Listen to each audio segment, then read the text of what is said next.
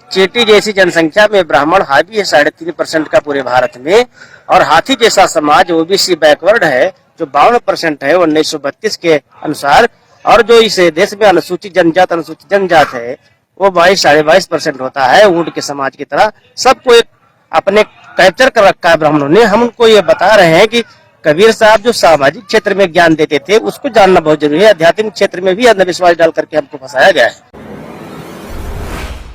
जय मूल निवासी साथियों, मैं डॉक्टर मनीषा, बामसेव प्रवक्ता। आज हम हैं बामसेव के 36वें राष्ट्रीय अधिवेशन में। हमारे साथ है सतनाम जी। आपका पूरा परिचय कि आप कहाँ से हैं और आप यहाँ पर क्यों आए?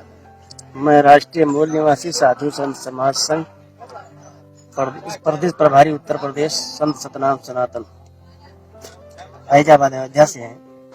हमारे साथ मंडल अध्यक्ष साधु संत समाज के नन्ना शाह जी हैं। और आज हम 36वें बामसेव के अधिवेशन भारत मुक्ति मोर्चा के 9वें अधिवेशन में पधारे हुए हैं सब लोग। तो जानना है और क्या चाहते हैं? ये भक्ति आंदोलन और बामसेव का कुछ समझ में नहीं आता है, इसके बारे में आपका क्या विचार है? भक्ति का आंदोलन नहीं है। भक्ति का आंदोलन तो ब्राह्मणों ने चलाया, क्योंकि मुक्ति के आंदोलन को काउंटर करना चाहिए था उनको। और मुक्ति का आंदोलन यहाँ पर संत शिरोमणि गुरु रविदास जी का जो था वो मुक्ति का आंदोलन था, और हमारे संत सम्राट कबीर साहब सदगुरु साहब कबीर का मुक्ति का आंदोलन था। और वो कहा करते थे, कबीरा खड़ा बाजार में लिए लुकाठा हाथ, जो घर फूके आप नो चले हमारे साथ। जात पात छुआछूत ऊंच नीच भेदभाव अंधविश्वास कर्म कांड तंत्र मंत्र यज्ञ हवन पूजा पाठ तंत्र मंत्र माला मंत्र का जो ये है अंधविश्वास, इसको हटाने की बात वो कर रहे थे।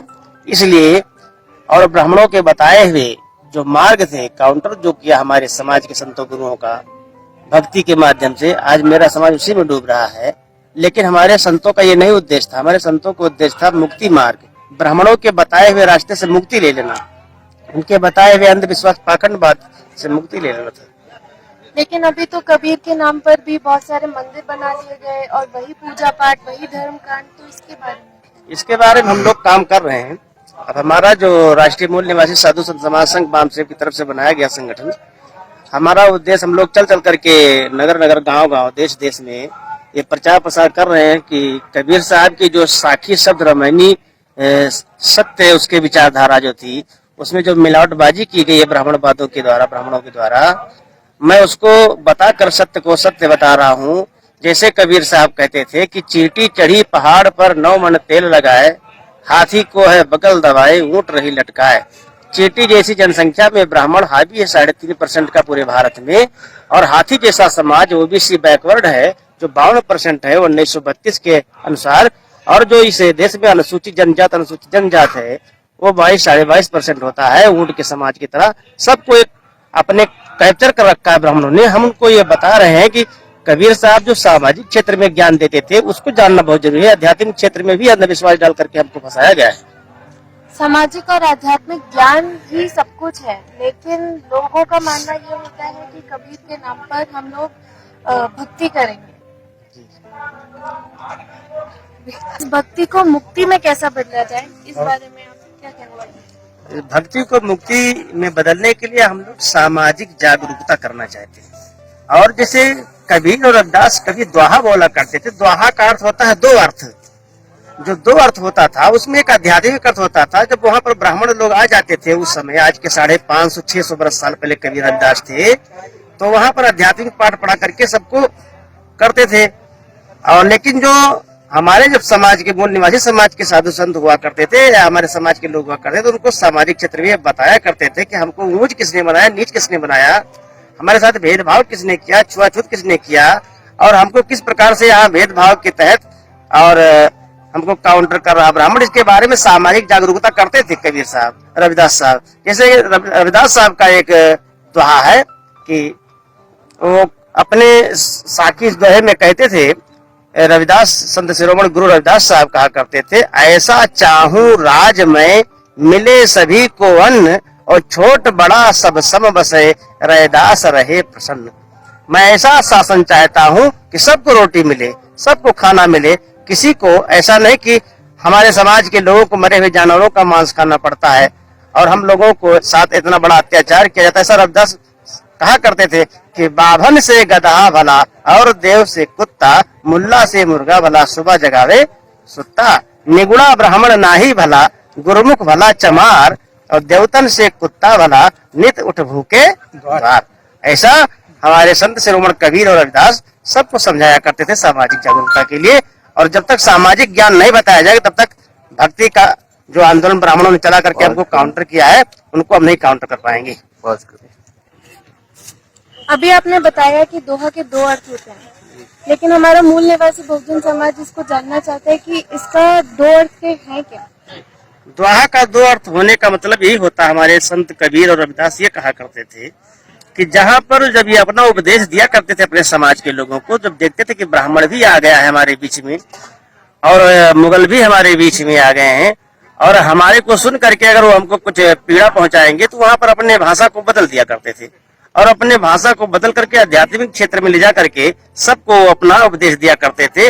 लेकिन जैसे ब्राह्मण और मुगल वहां से हटते थे, अपने सामाजिक क्षेत्र में हमारे संत गुरु उनको सही सही बताया करते थे कि तुमको नीच किसने बनाया और वो ऊंच कैसे बने, तुम्हारे साथ भेदभाव कैसे किया गया, जाति पात कैसे किया गया, इसका वो विशेष रूप से परखाया करते थे और सत्य क्या है और झूठ क्या है इसे एकदम जाहिर कर दिया करते थे हमारे संत गुरु।